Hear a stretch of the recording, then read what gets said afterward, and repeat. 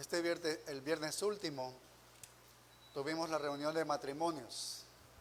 Tal vez muchos de ustedes recién se están enterando que el viernes que pasó fue la reunión de matrimonios.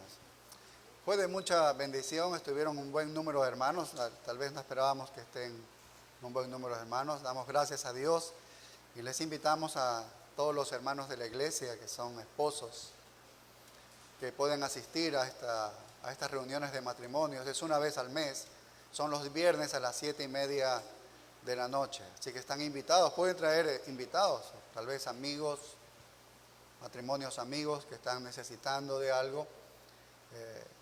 El tema que estamos viendo es muy interesante, muy edificante para las vidas de nosotros. Y los siguientes viernes, los otros viernes de cada mes, a las 7:30, vamos a estudiar el curso de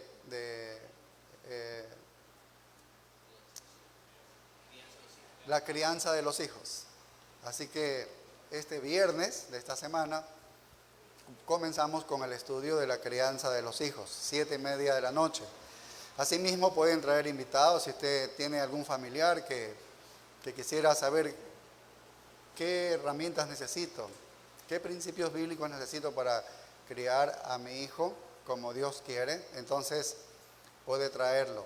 Este viernes vamos a comenzar este curso y sigue todos los viernes, excepto una vez al mes que tenemos la reunión de matrimonios. Bien, entonces fue un buen tiempo, disfrutamos de estar con nuestros hermanos y el tiempo que estuvimos allí. Ahora vamos a seguir con nuestro estudio que quedó pendiente el domingo, hace 2 domingos, y estamos estudiando las cartas a las iglesias del Apocalipsis y comenzamos a estudiar a la iglesia de Filadelfia, que está en Apocalipsis capítulo 3, versículos del 8 al 13. Y lo estuvimos estudiando, comenzamos con el primer versículo, ¿recuerdan? La iglesia de Filadelfia era una iglesia con cristianos imperfectos, con cristianos que tenían sus luchas, pero vamos a ver que esta era una iglesia fiel, una iglesia piadosa, una iglesia eficaz, una iglesia leal. Esta es una iglesia de gran bendición. Eso es lo que vamos a observar aquí. La semana pasada, la semana última, avanzamos solamente el versículo 7, que hablamos del autor. ¿Recuerdan? El verso 7 dice así: escribe al ángel de la iglesia en Filadelfia. Esto dice el santo, el verdadero, el que tiene la llave de David, el que abre y ninguno cierra, y cierra y ninguno abre. Sabemos que el autor es el Señor Jesucristo, y aquí se está presentando con 4 elementos distintivos de su propio carácter. Y así se muestra. ¿Cómo se muestra aquí el autor? Comienza diciendo, esto dice el santo. Se muestra como el santo. Así es como se presenta a esta iglesia. Es decir, él está diciendo, yo soy Dios, porque ese es un título solamente para Dios. Soy absolutamente sin pecado. Soy absolutamente sin mancha alguna. Soy separado, completamente diferente a ustedes. Estoy separado totalmente del pecado. Ese es el significado de santo, y así se presenta. Ahora, si el santo no tiene nada que recriminarles a esta iglesia de Filadelfia, como dice el apóstol Pedro, que debemos ser santos en toda nuestra manera de vivir, quiere decir que habla bien de la manera de vivir de los hermanos de Filadelfia. ¿No? Si él se presenta como el santo y no hay nada que recriminarles, es como si está dando aliento y diciéndoles, ustedes están viviendo correctamente la vida cristiana. En segundo lugar, se presenta como el verdadero. Sigue diciendo el verso 7, el verdadero. Bueno, Jesucristo no solamente es la verdad, Él es el autor y el revelador de esta misma verdad. Y cuando está mirando a los miembros de esta iglesia, y Él ha visto que esta iglesia ha puesto la verdad en lo más alto, ha elevado la escritura, la verdad, a lo más alto, entonces verdaderamente está elogiándoles. Cuando Él se está presentando como la verdad, es como que está diciendo, aquí hay una iglesia comprometida con la verdad. Aquí está una iglesia consagrada a la verdad. Ha puesto la verdad por encima de todo. En tercer lugar se presenta en el verso 7 el que tiene la llave de David. Y es interesante porque David simboliza el oficio mesiánico y habíamos visto que las llaves son sinónimo de autoridad o de control. La llave puede abrir el tesoro de las bendiciones y derramar sobre el que Él quiere. Y esto entonces nos habla de soberanía. Él puede abrir la puerta de la salvación a quien Él quiere.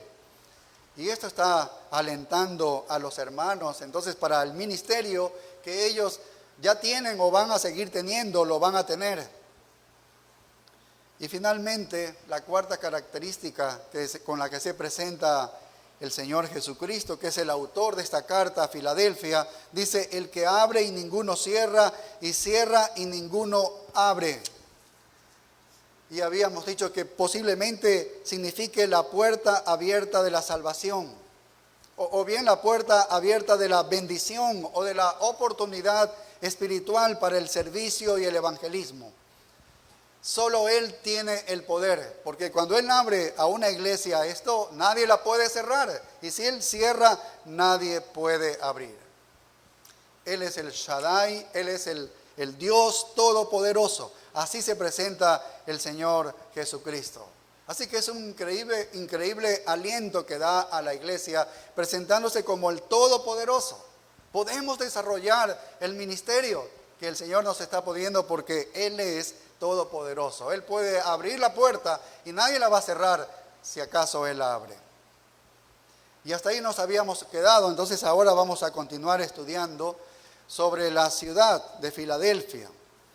Filadelfia estaba ubicada a unas 30 millas al suroeste de Sardis y fue fundada por el año 190 a.C. por un hombre llamado Attalus, que era rey de Pérgamo en ese tiempo, pero él vino y fundó esta ciudad. Y por tener un amor muy inusual por su hermano fue apodado Filadelfia, que significa amor de hermano. Y como él fundó esta ciudad, entonces se quedó esa ciudad con el nombre de Filadelfia. Esta tierra era en ese tiempo rica en agricultura, tenía elementos notables de tierra de ceniza volcánica porque estaba en una línea volcánica muy activa, así que tuvieron muchos problemas. Vivieron muchísimos temblores, algunos terremotos y con réplicas, así que ellos estaban acostumbrados a este tipo de cosas. Las personas que vivieron allí fueron devastadas en muchas ocasiones justamente por estos terremotos masivos que literalmente destruyeron la ciudad y fue reconstruida en varias ocasiones. Así que estaban acostumbrados a las réplicas. Esta ciudad fue puesta como un puesto de avanzada hacia el lejano oriente. Y lo que querían hacer desde esta ciudad era difundir el lenguaje griego. Y así lo hicieron. En el 19 después de Cristo, la lengua materna de ese lugar murió y el pueblo hablaba ya en griego. Y así empujaron el culto griego dentro de esta ciudad. En el año 17 después de Cristo, un potente terremoto destruyó 12 ciudades en toda esta zona. Afectadas fueron Sardis y Filadelfia. Así que tuvo que ser reconstruido para el tiempo del apóstol Juan, cuando él está recibiendo esta revelación de Dios y escribiendo esta carta para la iglesia de Filadelfia. Aunque este lugar, la verdad es que se estremeció mucho, esta iglesia se mantuvo firme. Eso es lo que vamos a ver, porque esta fue una iglesia fiel. Esto nos lleva a la iglesia y no hay datos de cuándo es que se fundó y quién fundó esta iglesia, pero pensamos, como en el resto de las iglesias, que por el fuerte ministerio del apóstol Pablo, que nos señala en Hechos, capítulo 19 y el verso 10, allí en la ciudad de Éfeso, entonces esta palabra de Dios corrió a muchos otros lugares a través de hombres que regresaron a sus lugares y seguramente allí fundaron esta iglesia de Filadelfia. Si vemos buscar un versículo que hable de la condena o de algún reproche, no vemos absolutamente nada en esta iglesia. Recuerden que solamente 2 iglesias no recibieron ningún reproche. Aquí está Filadelfia, es una de ellas. La anterior fue Esmirna, que ya la hemos estudiado. Entonces pasamos al elogio que hace el Señor Jesucristo en los versículos del 8 al 10. Y comienza con estas palabras en el versículo 8. Dice, yo conozco tus obras. Así que el Señor Jesucristo no necesita leer los boletines de esta iglesia para saber qué obras está haciendo, sino que simplemente nos habla de su omnisciencia. Él está observando todo. Así que Él es el santo, se ha presentado como el verdadero, se ha presentado como el soberano, como el todopoderoso. Y ahora Él está diciendo, yo soy omnisciente porque yo observo todo, yo sé todo de ustedes. Se presenta como omnisciente. Y después de esa mirada penetrante que pone a los miembros de la iglesia de Filadelfia, es interesante porque comienza a dar elogios.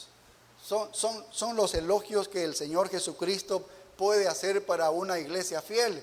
Y nos interesa a nosotros también, tiene implicaciones para nosotros. Quisiéramos saber qué elogios el Señor puede hacer cuando una iglesia es fiel. Si Él con sus ojos está observando, con su mirada penetrante, Él observa. Entonces, es verdad que no hay una iglesia perfecta, pero Él va a ver una iglesia que es fiel y Él va a dar algunas cosas, va a hablar algunas cosas, algún elogio va a hacer en esta iglesia. Entonces el Señor Jesucristo elogia 4 cosas en esta iglesia de Filadelfia, 4 cosas. La primera observamos allí que dice, aunque tienes poca fuerza, dice, aunque tienes poca fuerza en el versículo 8, aunque tienes poca fuerza. Esta frase, cuando la leemos así, aunque tienes poca fuerza, deja tal vez de manifiesto que esta iglesia tenía algún tipo de debilidad. Sin embargo, el comentario, siendo un elogio, no puede ser algo negativo. No está hablando algo negativo para la iglesia de Filadelfia. Es un elogio. Está más bien hablando de que tiene fuerza. Está elogiando por la fuerza que tiene. Si vamos a la palabra en el idioma original, vamos a encontrar en fuerza, vamos a encontrar dunamis o dinamis, que significa dinamita. Es decir, si tienes fuerza, tienes dinamita. Y la palabra que dice poca en el griego, en el idioma original, es micro, que todos sabemos que significa micro, es algo que es pequeño. Así que siendo que esto es un elogio, es mejor entenderlo como que aunque no eres muy grande, tienes poder. Aunque no eres muy grande, tienes poder. Aunque pequeño, eres poderosa, eres poderoso. Eso es lo que está diciendo, aunque pequeño, eres poderoso. Así que Filadelfia era una iglesia pequeña. Podemos pensar que no tenía muchos miembros, pero había tenido influencia en el lugar, influencia en la ciudad. No está diciendo, oye, no tienes mucho poder. No está diciendo eso. Está diciendo que tiene poder a pesar de su pequeñez. Tiene poder para su pequeñez. Vaya, es interesante. No es una iglesia grande, pero tiene poder espiritual. No es irrazonable pensar cuando el Señor Jesucristo utiliza la misma palabra de micro aquí, cuando en Lucas 12:32, hablando de sus discípulos, del grupo de sus discípulos, Él les dijo, no temáis manada pequeña, y utiliza la misma palabra, pequeños, que es poco. Así que este pequeño grupo tenía poder, tenía algo de poder, y el Señor aquí lo está haciendo relevante, lo está señalando. Así que podían haber sido pocos en número. Lo más probable es que fueron pocos en número, en verdad, el número de esta iglesia. Probablemente eran hermanos pobres, probablemente eran de clase baja, probablemente eran ciudadanos sin adornos. Pero qué interesante cuando pensamos en la Biblia que cuando algo es pequeño, cuando algo es insuficiente, entonces le viene más poder cuando hay algo así. Y podemos recordar al apóstol Pablo en la segunda carta de los Corintios 12:9, cuando él dice, y me ha dicho, dice, bástate mi gracia porque mi poder se perfecciona en la debilidad. Cuando se es débil, se perfecciona el poder de Dios. ¿Cuál es la debilidad de la cual habla el apóstol Pablo ahí? Bueno, él habla de muchas cosas, de afrentas, de necesidades, de angustias. Incluso él habla de la persecución. Y él llega a decir de estas debilidades en el verso 10, según a los Corintios 12:10, dice: por lo cual, por amor de Cristo, me gozo en las debilidades, en afrentas, en necesidades, en persecuciones, en angustias, porque cuando soy débil, entonces soy fuerte. Y mire el versículo 9 en la segunda parte, dice: por tanto, de buena gana me gloriaré más bien en mis debilidades, para que repose sobre mí el poder de Cristo. Así que a veces en el recipiente más débil se puede verter la mayor potencia, el mayor poder, como el grano de semilla, que es muy pequeñito, pero cuando crece se hace muy grande. Así que poder espiritual fluía en esta iglesia. Eso es lo que está señalando el Señor Jesucristo. Significa que se estaban transformando vidas allí adentro. La gente estaba siendo cambiada. Había un poderoso movimiento espiritual en medio de esta iglesia. Yo creo que todo pastor eso es lo que desearía en la iglesia que está dirigiendo y a la que Dios le ha puesto. Ver el poder transformador de Dios en medio de la iglesia. Y eso trae mucho gozo y alegría, no solo para los pastores, sino para todos los hermanos, ver cómo Dios obra en medio de la iglesia. No vemos eso cuando tenemos nuestros servicios de bautismos y los hermanos comienzan a hablar sobre cómo es que Dios, cómo es que Cristo obró transformación en sus vidas. Eso trae mucha alegría, mucho gozo. Ese es el poder de Dios moviéndose en la iglesia, transformando vidas. Eso es poder. Porque las personas pueden llegar a este lugar, aquí vemos algunas paredes, vemos algunas sillas, todo es físico, un hombre está hablando aquí, como en este momento yo, pero ocurre algo, un poder transformador. Es el Espíritu Santo con su palabra, obrando en la vida de las personas y transformando las vidas. Eso es poder, y eso es lo que había en esta iglesia, y eso es lo que está haciendo relevante el Señor Jesucristo en la iglesia de Filadelfia. Dice, hay poder aquí, dice, hay poder, eres pequeña iglesia, pero tienes poder.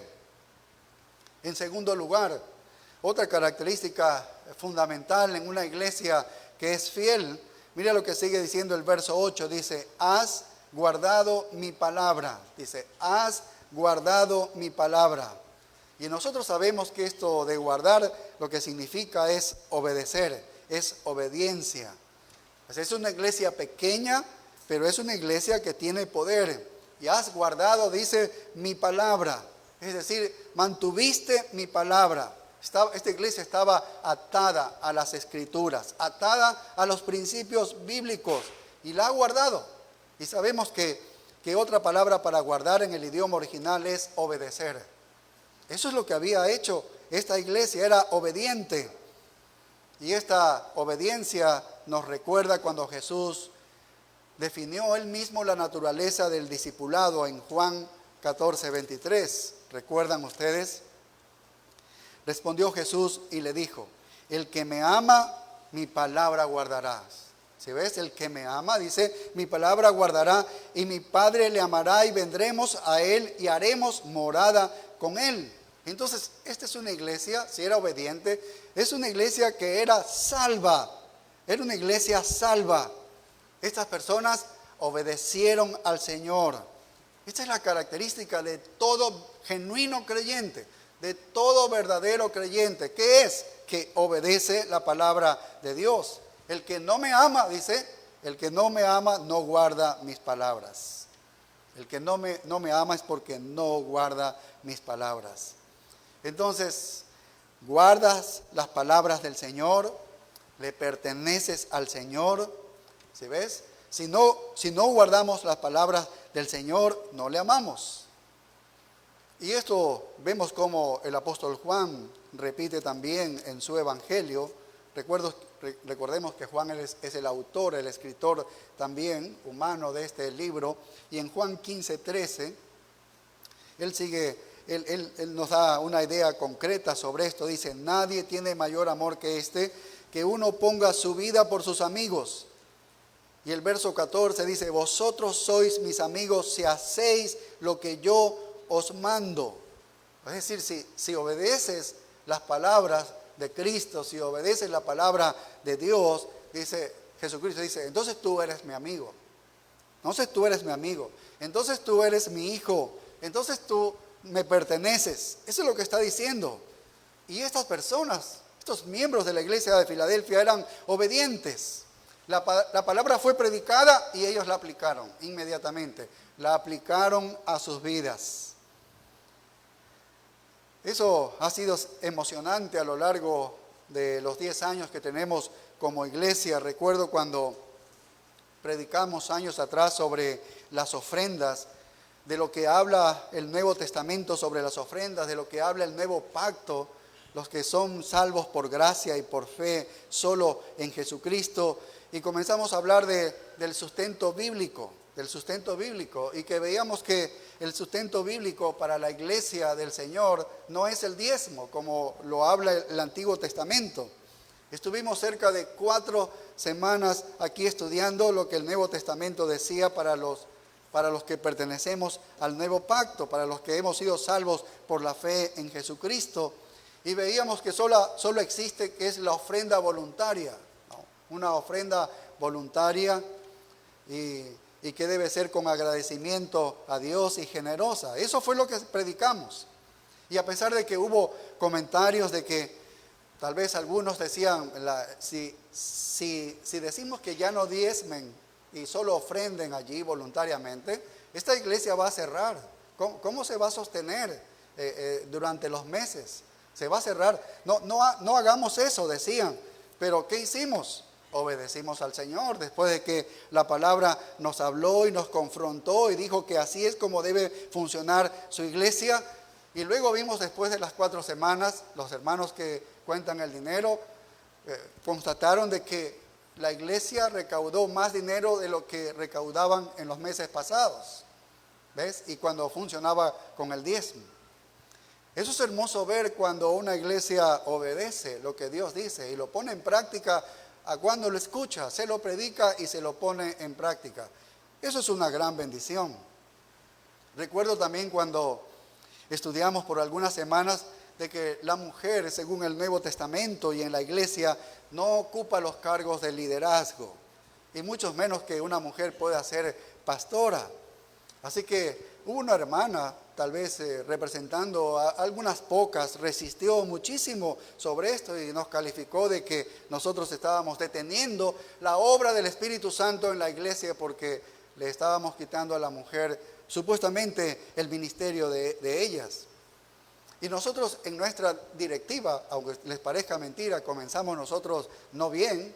En nuestro directorio, había un directorio que dirigía la iglesia, teníamos 2 hermanas muy amadas y muy queridas en verdad, pero cuando ellas escucharon lo que la palabra de Dios decía de ellas, entonces ellas declinaron y dijeron, nosotros no vamos a estar en el directorio, nosotros nos sujetamos a lo que la palabra de Dios dice. Y fue una bendición para la iglesia. Cada vez que la iglesia ha obedecido de esta manera, ha sido una gran bendición. Eso dio luego oportunidad a que ahora la iglesia sea dirigida solo por pastores, como dice la iglesia, como dice el Señor en el Nuevo Testamento. Entonces eso es predicar la palabra y obedecerla, aplicarla de manera inmediata, ¿no? Eso es lo que el Señor aquí está diciéndoles. Ustedes han sido una iglesia obediente, han obedecido mi palabra, han estado atados a mi palabra, a pesar de que ha sido por años que ustedes hayan escuchado una cosa diferente, pero cuando han escuchado la verdad han cambiado porque esta es la verdad. Y la iglesia de Filadelfia entonces tenía poder y obediencia. ¿Qué más? Nos dice el versículo 8, una tercera cosa que reconoce el Señor Jesucristo en una iglesia que es fiel. Dice, y no has negado mi nombre. Y no has negado mi nombre. Si dice esto, que no has negado mi nombre, es muy posible que ha tenido algún tipo de presión de parte de la ciudad, algún tipo de persecución que nosotros no lo sabemos, pero algo ha habido allí por lo cual el Señor les está diciendo, no has negado mi nombre. Puede haber sido porque en el siguiente versículo habla de que allí había una sinagoga de los judíos y le dice que es una sinagoga de Satanás. Ya estudiamos Esmirna y vimos cómo la sinagoga de los judíos, que era sinagoga de Satanás, siempre estaba hablando mal de los cristianos a los romanos para echarles abajo el cristianismo. Siempre ha hecho así, al menos en esos tiempos, ha actuado de esa manera. Puede ser que esos judíos de allí estuviesen haciendo la vida imposible a los hermanos de Filadelfia. Pero el Señor dice ahí, oye, ustedes no han negado mi nombre.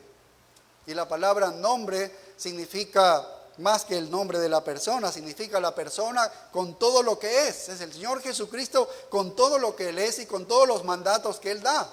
Eso significa no han negado mi nombre. Es como que esté diciendo, cuando yo necesitaba que ustedes anuncien mi nombre, ustedes se quedaron conmigo. O sea, no me negaron, estuvieron al lado, allí fueron fieles, fueron leales. A ustedes no les importó el costo de las cosas, ustedes fueron fieles, fueron fieles. Mira en Apocalipsis 14:12, Apocalipsis 14:12.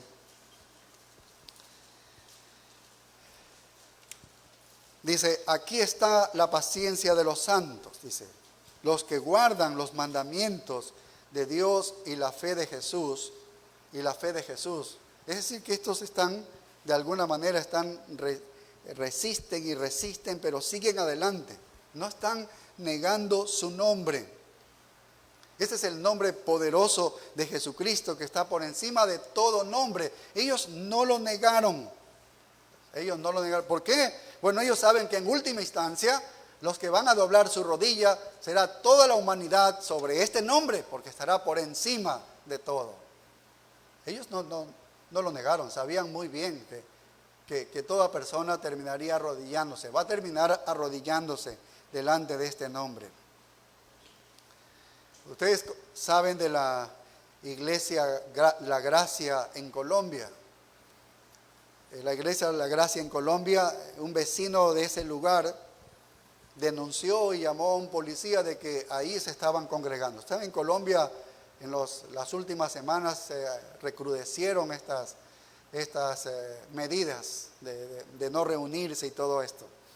Pero ellos se reunieron, así que llamaron a la policía, fue un policía, salió el pastor, algunos de ustedes lo conocen, Fernando Jaimes, y el pastor le dijo que ellos se congregaban porque la Biblia dice, el Señor Jesucristo dice que la iglesia debe congregarse. Eso fue lo que le explicó al policía. Y el policía, de una manera que no entendemos, finalmente les dijo, reúnanse, no dediquen tanto tiempo y tengan cuidado. Y ellos no estaban con mascarillas ni nada de eso, ¿sí? Fue una buena respuesta, tal vez, de la policía, pero lo que yo quiero notar es que ellos fueron fieles. Ellos no negaron el nombre del Señor Jesucristo. ¿Ves?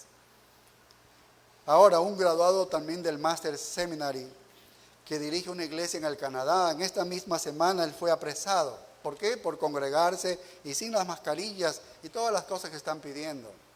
Fue apresado. Ya sabemos que ya fue libertado, pero este pastor con esa iglesia también es fiel. No negó el nombre de Jesucristo. ¿Ves lo que es no negar el nombre de Cristo? No negaron al Señor.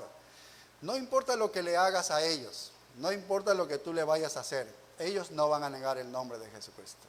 No lo van a hacer, no lo van a hacer. No se van a retractar de su fe. Y esa es la manera como fue el comportamiento de esta iglesia de Filadelfia. Fue una iglesia fiel, una iglesia leal.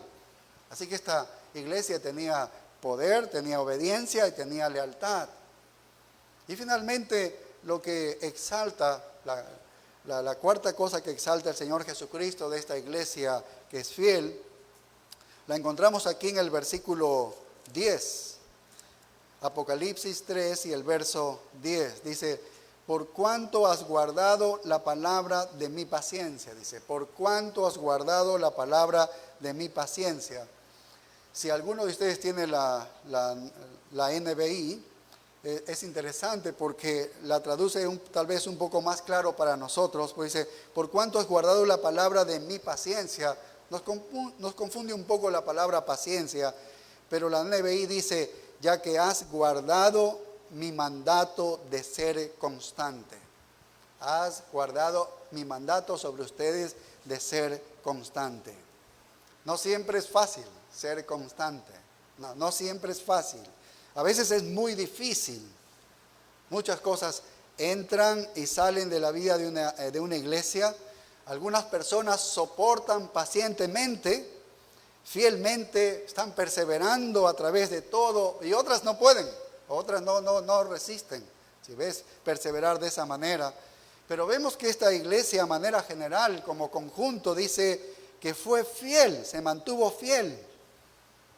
Este es el tipo de resistencia que el Señor mismo mostró, porque dice, han guardado la palabra de mi paciencia. Dice, han guardado la palabra de mi paciencia, en el sentido de que lo habían hecho de la manera que Él mismo lo había hecho, porque Jesús puso ejemplo de eso.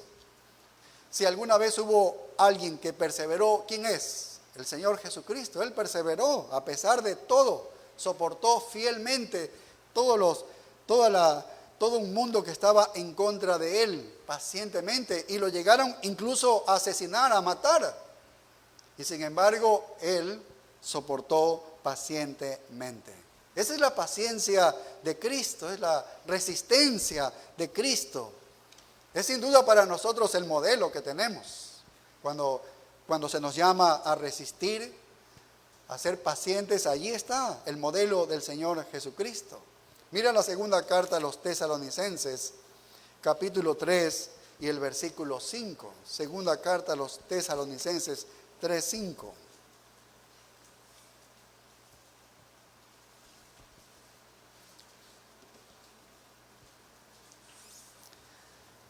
Dice, y el Señor encamine vuestros corazones al amor de Dios. Y mira hacia qué deben caminar. Dice, y a la paciencia de Cristo. Y a la paciencia de Cristo. Aquí está diciendo que esta iglesia había cumplido con la orden de perseverar pacientemente, que es la paciencia de Cristo. Eso es lo que debes imitar, está diciendo. Y Pablo está reconociendo esto de la iglesia de Tesalónica. Entonces, leemos al respecto tantas veces en los evangelios de cómo Jesús pidió que sus seguidores perseveraban. Muchas veces Él está diciéndoles que deben perseverar. Un texto conocido por nosotros, Mateo 10:22. Mateo 10:22. Y nos dice cómo va a ser, que no va a ser fácil, que vamos a encontrar en el mundo mucho ataque en verdad. Pero Él dice, y seréis aborrecidos de todos, dice, por causa de mi nombre. Y eso es por causa del nombre de Él, vamos a ser aborrecidos, mas el que persevere hasta el fin, este será salvo, dice. Mas el que persevere hasta el fin, este será salvo. Entonces esta es una iglesia fiel. Esta es una iglesia fiel. Esta es una iglesia que ha perseverado a través de las pruebas, a través de la persecución, a través de la angustia que han vivido. Los cristianos fieles lo tomaron todo pacientemente, con la esperanza del cuidado de Dios y de la liberación de Dios, esperando a sí mismo en Él. Esa es la manera de ser paciente. No hay otra, porque descansamos en que Él es el que tiene cuidado de todas las circunstancias nuestras. Y esta iglesia fue así, vivió de esta manera. Así que aquí hay una iglesia pequeña, no es una iglesia grande, no es una iglesia famosa, conocida allí en la internet y todo el mundo la conoce. Pero realmente el Señor Jesucristo no habla nada malo de ella, nada escandaloso, no hay nada devastador, no hay nada de qué llamarle la atención, no. Pero esa iglesia tenía poder, era obediente, había lealtad, había resistencia en el cristianismo, había resistencia. Y es interesante que debido a estas características, el Señor le va a dar promesas asombrosas a esta iglesia fiel. ¿Cuáles son estas promesas? Bueno, mira en el verso 8, aquí, Vamos a ver dos promesas que le da a esta iglesia por haber sido fiel. En primer lugar dice, he puesto delante de ti una puerta abierta. He puesto delante de ti una puerta abierta, dice, la cual nadie puede cerrar. Qué interesante, ya hemos leído en el versículo 7 algo de esto, ¿no? He puesto delante de ti una puerta abierta, la cual nadie puede cerrar. Aquí está diciéndole directamente, esas promesas se las entrego a ustedes, hermanos de Filadelfia, iglesia de Filadelfia. Yo les estoy poniendo una puerta delante de ustedes, pero esta puerta es abierta y nadie la va a poder cerrar, jamás, nadie la puede cerrar. Ya vimos que Él es soberano y Él es todopoderoso, pero Él está abriendo la puerta aquí. Se relaciona con el versículo 7 que lo estudiamos la última vez y un poco lo hemos tocado ahora al comienzo.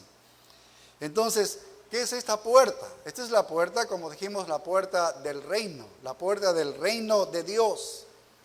Es la admisión al reino de Dios. De quién es ciudadano del reino de Dios, esta puerta es lo que determina. ¿Sí ves? Entonces el Señor está diciendo, he visto el poder de ustedes, he visto la obediencia, he visto la lealtad y la resistencia que ustedes tienen. Entonces yo les estoy prometiendo, yo les digo que el reino está abierto para ustedes. El reino está abierto para ustedes. Y ¿sabes qué? Nadie lo va a poder cerrar, porque yo les estoy abriendo para ustedes. Así que les estoy dando la bienvenida al reino. Les estoy dando la bienvenida a la esfera de la salvación por gracia a través de la fe. Estos hermanos tenían una gran bendición, ¿no? Porque algún día iban a disfrutar de ese reino mesiánico, terrenal, pero aquí estaba la oportunidad de abrir el reino de los cielos en los corazones de los hombres. Los judíos tal vez podían intentar cerrar esa puerta, pero no iban a poder. Los que vivían allí, los que estaban allí en Filadelfia, esta sinagoga que estaba allí de judíos, ellos pueden tratar de mantener a los cristianos fuera, pueden tratar de mantener a los gentiles fuera, diciéndoles diferentes mensajes del evangelio equivocados, como si tú eres judío es que puedes ser salvo. Si te haces judío, está bien que hayas recibido a Cristo, pero si te haces judío como nosotros, porque tenemos las promesas del Antiguo Testamento, tú serás salvo. Eso es desviarlos del reino a las personas. Eso podían hacer los judíos, pero ellos intentarían, y él dice, cuando yo abro la puerta, nadie la puede cerrar. Esos judíos no van a poder cerrar esta puerta. Entonces, ¿cuál es la promesa? La salvación eterna, la seguridad eterna. Pero aquí hay otro elemento. Recordemos que la llave que se abre puede ser la casa del tesoro. Y tal vez está diciendo que hay una puerta, no solo en el reino, sino una puerta abierta a la casa del tesoro donde puedes recoger todas las bendiciones que son tuyas en Cristo Jesús. En Efesios capítulo 1 del verso 13 en adelante, vemos todas las bendiciones que Dios nos ha dado en Cristo Jesús. Son para nosotros. Pero también puede hacer un tercer elemento, como lo vimos la última semana. He puesto delante de ti esta puerta abierta y que nadie la puede cerrar. Y se está refiriendo a la oportunidad del servicio. Le está dando una oportunidad para la labor evangelística. Ustedes van a ser instrumentos de salvación en este mundo. Y estoy abriendo la puerta. Esta es una de mucha emoción espiritual creo para cualquiera de nosotros. Es algo que trae mucha alegría y gozo en el corazón. Hay pastores que durante todo un año no ven a ninguna persona que ha sido transformada, que ha sido convertida. O sea que Dios no ha obrado en la vida de esa persona, en ninguno, ¿no? Hay pastores que pueden pasar un año y no ven nada de eso. ¿Por qué? Dios no ha abierto la puerta, ninguna puerta le ha abierto. Pero donde hay una iglesia que es poderosa, donde hay una iglesia que es obediente, leal, una iglesia que resiste y avanza, entonces el Señor le está diciendo, lo primero que voy a hacer con ustedes es que le voy a abrir la puerta de la oportunidad. Aquí está una puerta abierta. Y es interesante porque cuando vamos al apóstol Pablo, él también está, cuando habla de una labor evangelística, él siempre tiene en la mente, dibuja en su mente y pone la imagen de una puerta. Por ejemplo, veamos en la primera carta a los Corintios 16:9, y nos habla así. Primera carta a los Corintios 16:9.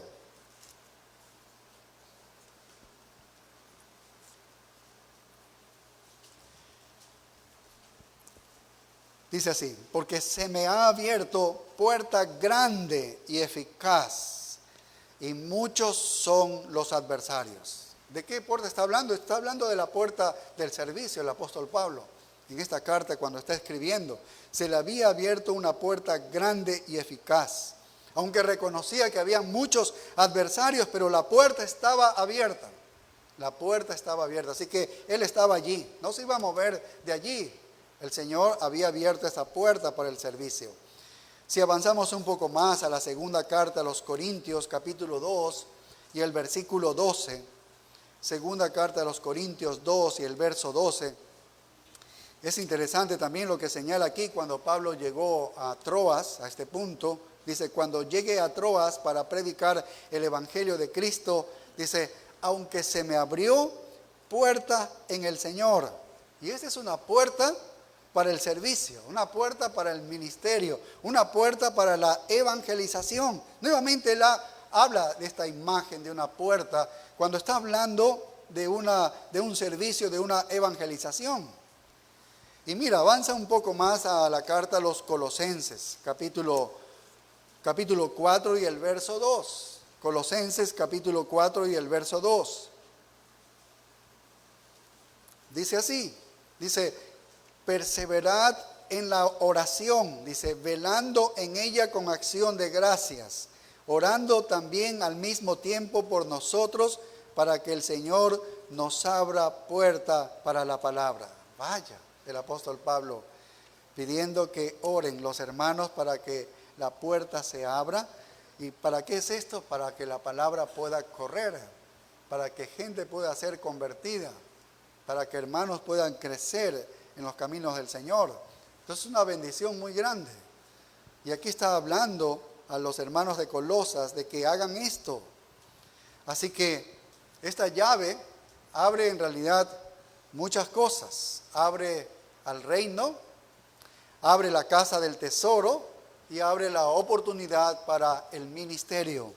Y el Señor está diciendo a esta iglesia, tú eres una iglesia que he visto que eres poderosa, que eres obediente, que eres leal. Veo que estás perseverando, resistes. Yo voy a abrir esta puerta de la oportunidad y les voy a usar a ustedes como instrumento de salvación.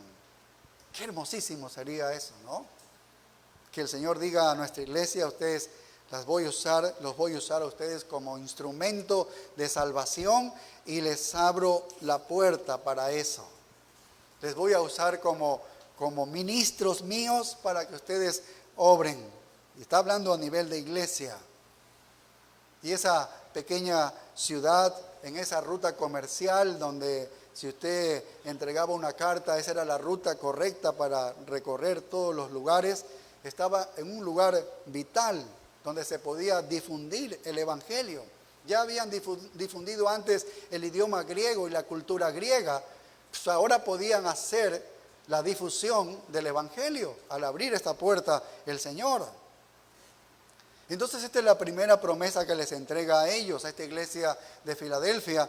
Pero regresando a nuestro texto en Apocalipsis 3, versículo 9, vemos que hay una segunda promesa que le entrega a esta iglesia fiel. Y esto está relacionada con respecto a la oportunidad para el evangelismo de manera específica. Mira el versículo 9, dice, he aquí, y 3 veces lo usa en esta carta a Filadelfia, en 3 ocasiones. Dice, he aquí, dice, yo entrego de la sinagoga de Satanás a los que se dicen ser judíos y no lo son, sino que mienten, dice. Y otra vez utiliza aquí, he aquí, dice, yo haré que vengan y se postren a tus pies y reconozcan que yo te he amado. Qué interesante. Mira, leamos de nuevo esta idea, porque es una promesa que les da a los hermanos de Filadelfia. Dice, he aquí, dice, yo entrego de la sinagoga de Satanás a los que se dicen ser judíos y no lo son, sino que mienten. He aquí yo haré que vengan y se postren a tus pies y reconozcan que yo te he amado. ¿Qué les está diciendo? Que esos judíos que les están atacando a ustedes, que son sinagoga de Satanás, dice que los va a traer y los va a convertir y van a entrar en la iglesia de ustedes. Es decir, que ustedes les van a predicar el evangelio. ¡Qué tremendo! Es eso lo que les está diciendo, una promesa específica para esta iglesia. Sabemos que había una sinagoga local allí, ¿no? de los judíos. Seguramente ellos se llamaban, somos la sinagoga de Dios. Así era como se llamaban todas las sinagogas. Es en el nombre de Dios que se abría una sinagoga con 10 varones. Pero Jesús aquí les dice, Él es el que les dice, ustedes no son sinagoga de Dios, ustedes son sinagoga de Satanás. Son las palabras de Jesús. Él es el que les está diciendo eso. Ustedes no adoran allí a Dios, ustedes adoran allí a Satanás. Esa es la realidad de ustedes. Eso está diciendo de esta sinagoga. Lo mismo había sucedido con esa sinagoga judía en Esmirna. ¿Recuerdan? En Apocalipsis 2:9. Los judíos pueden perseguir a la iglesia sin piedad. Y lo han hecho a lo largo de todos los años de la historia de la iglesia. Los judíos han perseguido a los creyentes. Ustedes recuerdan cómo Pablo, siendo judío, persiguió a los creyentes, y esa historia se ha repetido aquí. Ya lo están haciendo también a la iglesia de Filadelfia, lo hicieron con Esmirna, lo están haciendo aquí con la iglesia de Filadelfia. Pero el Señor les está diciendo a esa gente de esa sinagoga, a esos que se dicen que son judíos, y yo te digo que ellos no son judíos, ellos dicen que son verdaderos judíos, y dicen que son hijos de Abraham. Están diciendo que son hijos verdaderos. Son mentiras, son mentirosos. Genéticamente pueden ser judíos, pueden haber nacido en una tribu de los judíos, pueden tener sangre judía, pero espiritualmente no son judíos. Eso es lo que está diciendo Jesús. Esos no son verdaderos judíos. El judío verdadero, lo digo con el apóstol Pablo, es el que lo es en el interior. Es el que se ha circuncidado el corazón. Se ha circuncidado el corazón. Ese es el judío verdadero. Y por eso el Señor los trata como falsos. Porque estaban atacándolos a ellos, a esta iglesia pequeña cristiana. Así que esta iglesia estaba siendo golpeada duramente por esta sinagoga de este grupo de judíos que odiaban a Cristo y seguramente el evangelio que ellos predicaban. Ellos decían, aquí está el nombre de Jesús, Él es el Salvador, y seguramente ellos estaban enojados al escuchar eso, que Él daba salvación. Para ellos era el Dios y el Antiguo Testamento y sus ritos y todas esas cosas, que ya estaban abolidas cuando ha venido el Mesías, que era la promesa que los antiguos judíos habían recibido. Pero así estaban, qué tremendo. Entonces, ahora dice, he aquí yo entrego de la sinagoga de Satanás a los que se dicen ser judíos y no lo son, sino que mienten. Y he aquí sigue diciendo, yo haré que vengan y se postren a tus pies y reconozcan que yo te he amado. Dice que van a venir y se van a postrar a sus pies. Y si nosotros revisamos en la cultura de aquellos tiempos, inclinarse a los pies de alguien, ¿qué sinónimo de qué era? Sinónimo de qué significaba esta postura. Era de un enemigo que estaba siendo humilde y que había sido derrotado. Eso significaba, ellos van a venir a tus pies, se van a poner a tus pies. Y eso les está diciendo Jesús, de estos judíos, ellos van a venir, se van a poner a tus pies, porque son tus enemigos, te están atacando. Pero mira, yo los voy a traer y ellos van a estar a tus pies, van a estar a tus pies. Estos enemigos se van a inclinar a ustedes. Qué imágenes tan vívidas que presenta el Señor Jesucristo a estos hermanos de Filadelfia.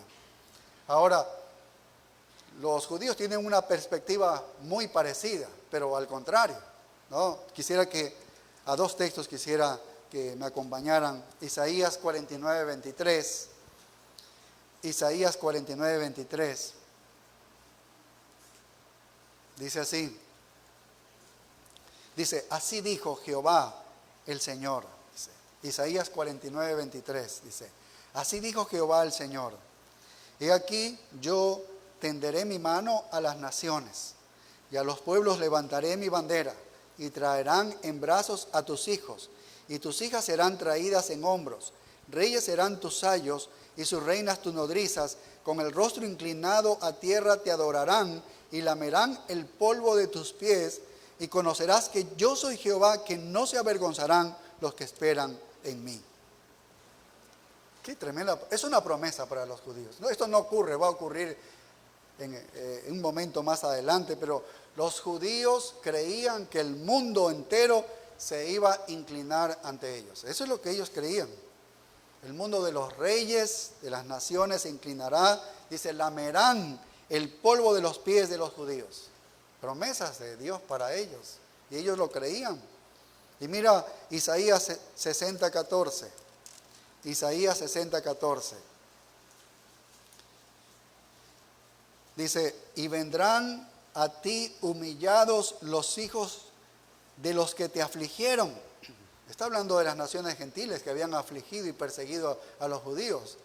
Dice, y a las pisadas de tus pies se encorvarán todos los que te escarnecían, y te llamarán ciudad de Jehová, Sión del Santo de Israel. ¿Qué está diciendo Isaías? Que llegará el día en que el mundo entero se inclinará ante los judíos. Va a llegar un día, el mundo entero va a inclinarse ante los judíos. Pero ¿qué es lo que les está escribiendo Jesús aquí? Está diciendo que ese día, es verdad, todavía no ha llegado, porque ahora los judíos se van a inclinar a los pies de ustedes, cristianos. Es lo que les está diciendo a ellos. Vaya, si eso escucharan los judíos, seguramente si eso escuchaban los judíos, los dientes los moverían así. Están totalmente equivocados. Nosotros nunca vamos a arrodillarnos ante ustedes, gentiles. Ustedes saben el concepto que tiene un judío del gentil, ¿no? Que es la escoria. Jamás ellos pensarían una cosa así. Dice, tú te vas a arrodillar ante mí, es lo que ellos dirían, ¿no?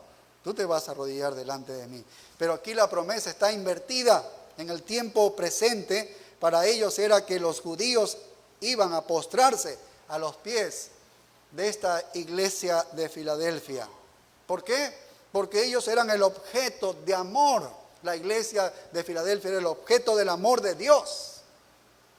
Y estos judíos, que Dios iba a hacer ese milagro transformador de despertarlos a ellos, algunos de los judíos de esta sinagoga de Satanás, algunas de estas personas de esta sinagoga de Satanás se van a convertir, van a ser salvadas. Eso es lo que está diciendo.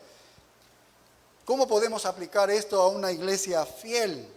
Bueno, a lo largo de la historia de la iglesia fiel ha tenido un impacto tremendo en los judíos. Y eso lo hemos visto a lo largo de la historia. Aquí lo señala el Señor Jesucristo a esta iglesia fiel.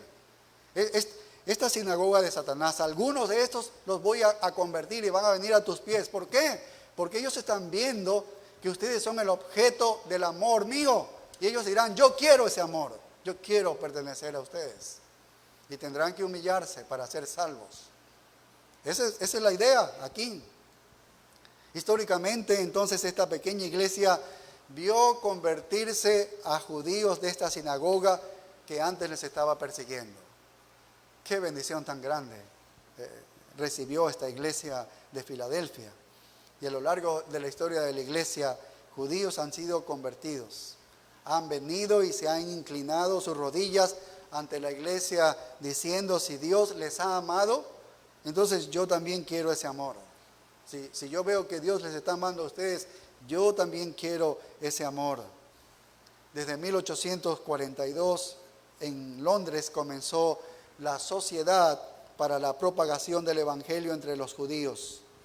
Y luego se levantaron otras misiones con este mismo propósito en Noruega, en Suecia, en Dinamarca, en Suiza, en Alemania. Y este movimiento fue por Rusia, fue por Polonia, Letonia, Estonia. Se extendió hasta Italia, España, Portugal, Francia, Bélgica, Hungría, Checoslovaquia. Y entre los años de 1850 y 1900, un tremendo alcance a los judíos y muchos se convirtieron. Y en la misma Palestina, en el año de 1902, 40,000 judíos en Palestina estaban bajo la influencia directa del Evangelio. En el continente asiático, el Evangelio ha ido a los judíos. Ha ido a los judíos en Turquía, en Siria, en Yemen, Irak, Irán, India, Persia. En África también la sociedad judía de Londres entró, en Egipto, en Túnez. Y todos sabemos que también muchos judíos han sido alcanzados con el Evangelio aquí en América. Entonces las iglesias fieles, que son fieles como Filadelfia, son las que el Señor abre esta puerta y hace que el pueblo judío se sienta atraído e incline su rodilla y diga: quiero el amor de Dios que les está dando a ustedes. Qué tremenda bendición. Así que a una iglesia fiel, a esta iglesia fiel, ¿qué le hace? Dos promesas le hace a esta iglesia fiel. Que la puerta está abierta a la salvación y al reino. La puerta está abierta a la bendición y la puerta está abierta a la oportunidad del servicio y la evangelización. Dios posiblemente esté abriendo la puerta a nosotros, a nuestra iglesia, del servicio, de la evangelización. Sería una gran bendición. Hemos visto en este año, hemos tenido algunos bautismos, hemos visto la obra de Dios viva, el poder de Dios moviéndose en medio de la iglesia, ¿no? Convirtiendo almas y aún adolescentes, abriendo los corazones y dando entendimiento y dando salvación. Y la segunda promesa que les da a una iglesia fiel es que sus perseguidores entre los judíos van a inclinar su rodilla a Jesucristo.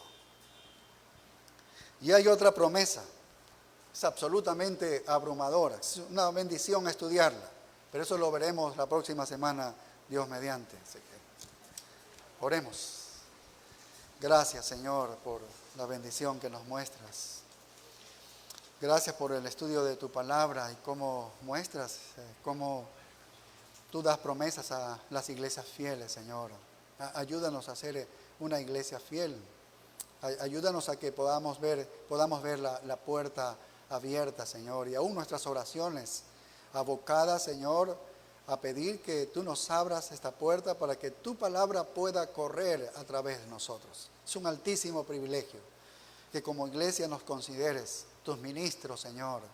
En este mundo que está oscuro y apagado, en este mundo que está lleno de incertidumbre y de confusión, lleno de inmoralidad, Padre, ayúdanos a alumbrar lo más alto, ayúdanos que tu palabra esté en lo más alto, que es lo que trae luz. Trae luz, Señor, a este mundo y a través de nuestras vidas, para que el mundo pueda ver y decir: yo quiero el amor de Dios como en esta iglesia, Señor. Padre, gracias te damos. Ahora vamos a estar con mucha bendición tuya derramada al tener este tiempo especial de comunión contigo, Señor, recordando la muerte de nuestro Señor Jesucristo como si ocurriese el día de hoy, a través de estos elementos que tú nos has mandado como un recordatorio y de mucha bendición para nosotros. En tus manos quedamos en el nombre glorioso de Cristo Jesús. Amén. Bien, pedimos a nuestros hermanos que puedan ver a sus hijos y los puedan traer.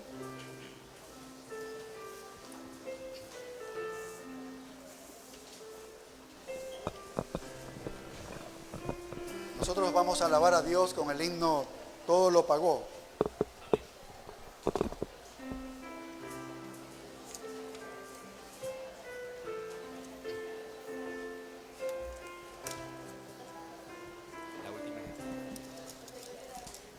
Oigo hablar al Salvador, hay poca fuerza.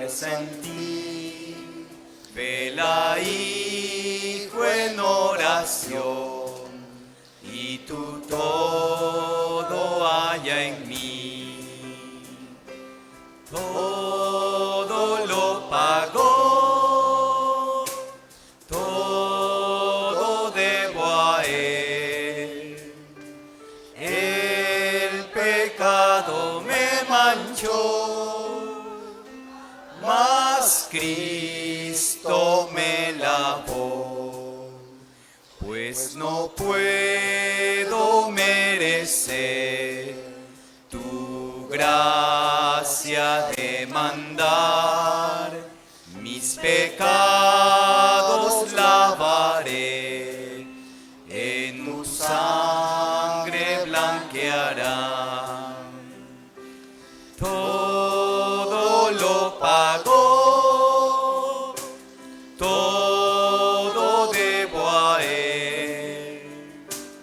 El pecado me manchó, mas Cristo me lavó.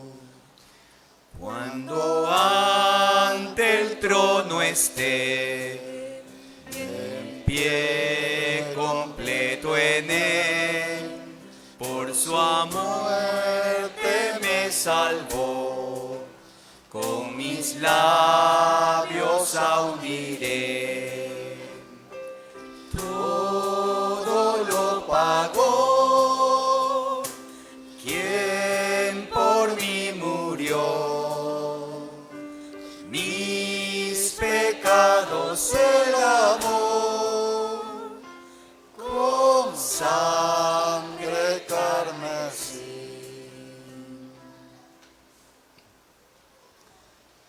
Bien, vamos a leer nuestras Biblias en la primera carta a los Corintios, capítulo 11, desde el verso 23. Dice así la Escritura: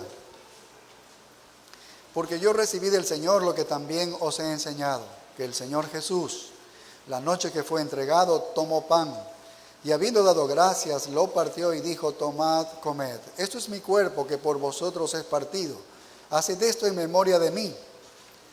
Asimismo tomó también la copa después de haber cenado, diciendo: esta copa es el nuevo pacto en mi sangre. Haced esto todas las veces que la bebiereis en memoria de mí. Así pues, todas las veces que comiereis este pan y bebiereis esta copa, la muerte del Señor anunciáis hasta que Él venga.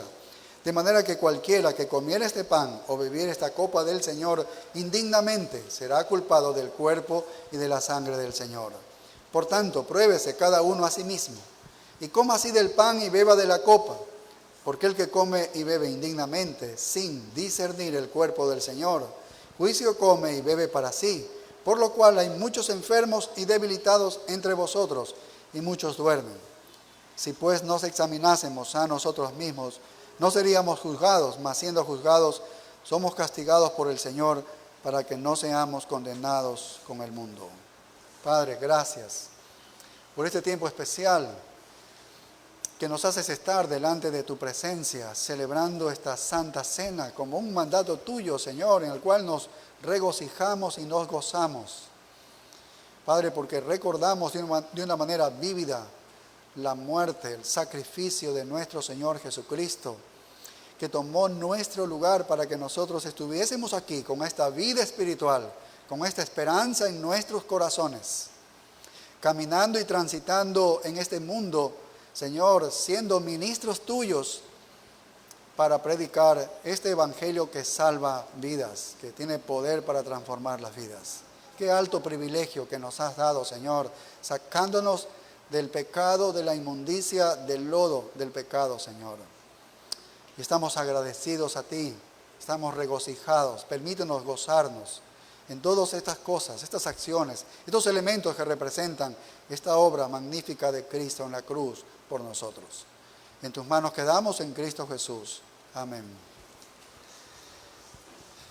Bien, llamamos a nuestros hermanos que nos ayudan con repartir en las mesas, que por favor repartan, pueden tomar el pan y repartirlo mientras alabamos a Dios con el himno comprado por sangre.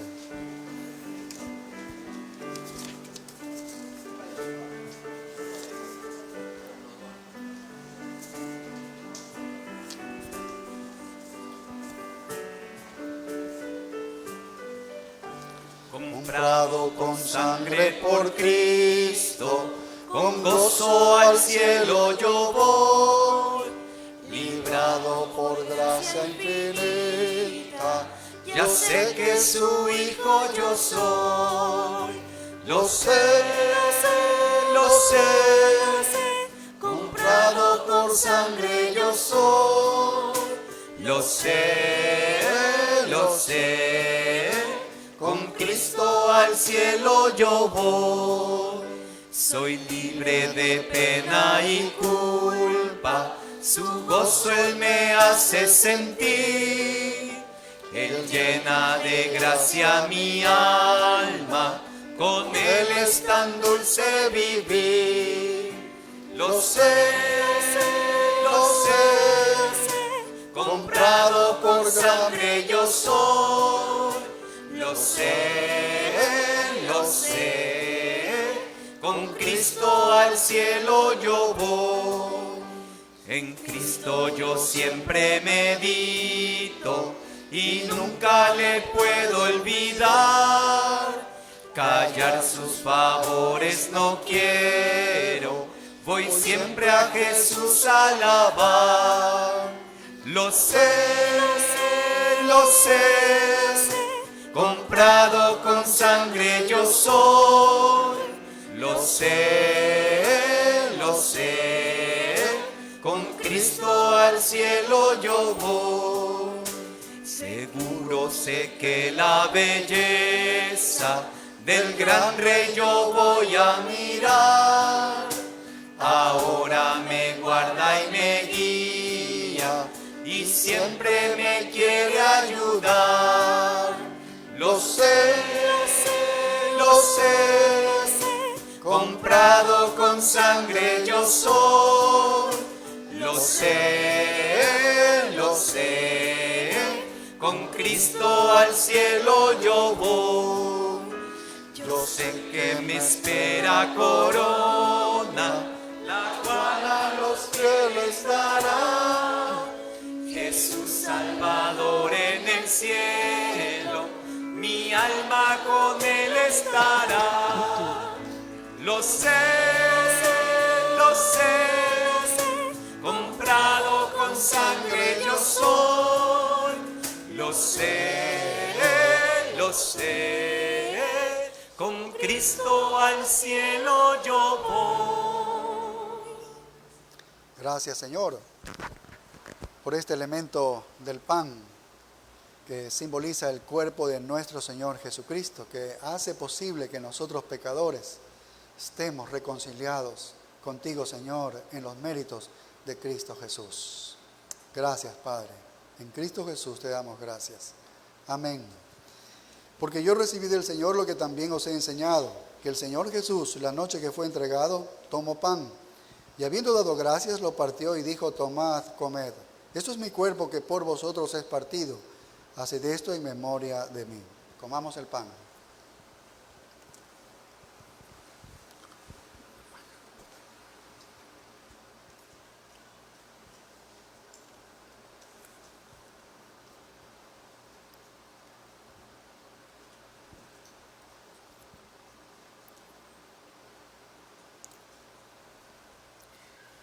Nuestros hermanos ahora van a tomar las copas y van a repartirlas, mientras nosotros alabamos a Dios con... Hay un precioso manantial.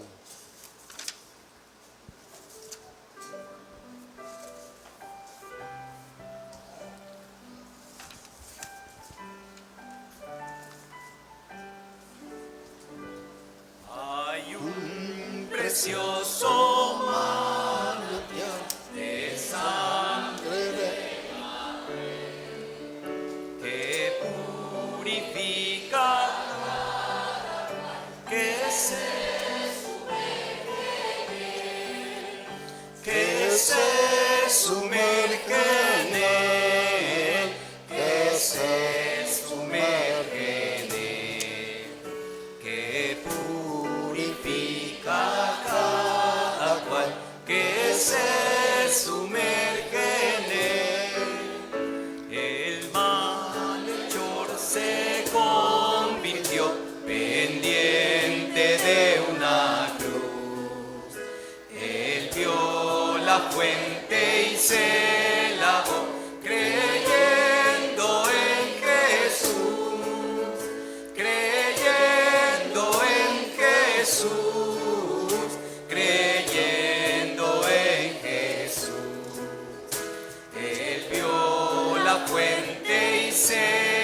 alabó, creyendo en Jesús.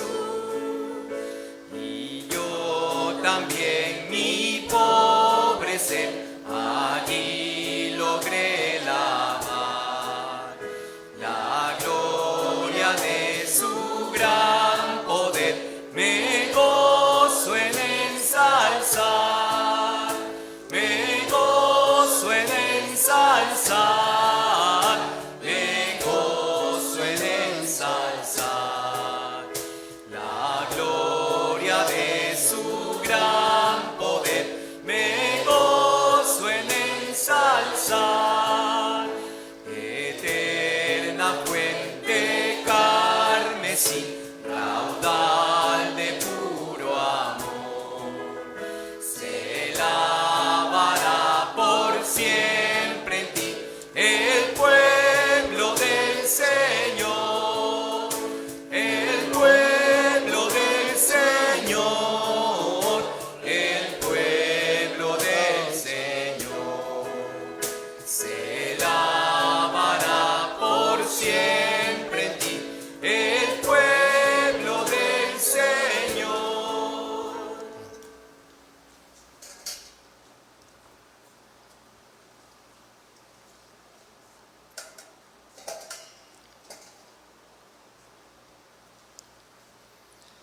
Padre, gracias por este elemento del vino que simboliza la sangre derramada por Jesucristo por nosotros en la cruz del Calvario, para traernos perdón y reconciliación contigo, Señor. Estamos agradecidos a ello. Gracias te damos en Cristo Jesús. Amén. Asimismo, tomó también la copa después de haber cenado, diciendo: esta copa es el nuevo pacto en mi sangre.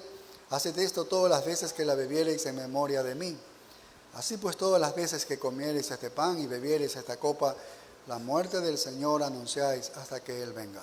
Bebamos de la copa.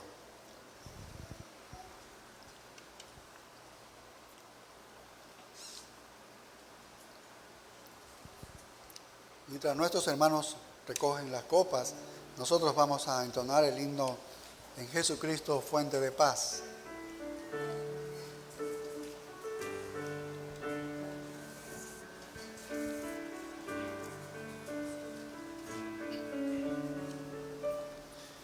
Jesucristo, fuente de paz, en horas negras de tempestad, hallan las almas dulce solar, grato consuelo, felicidad.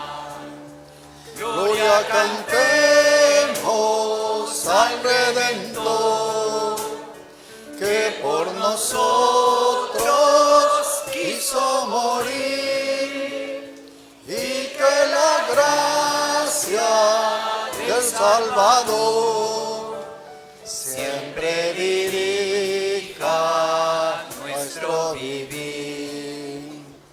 En nuestras luchas, en el dolor, en tristes horas de tentación,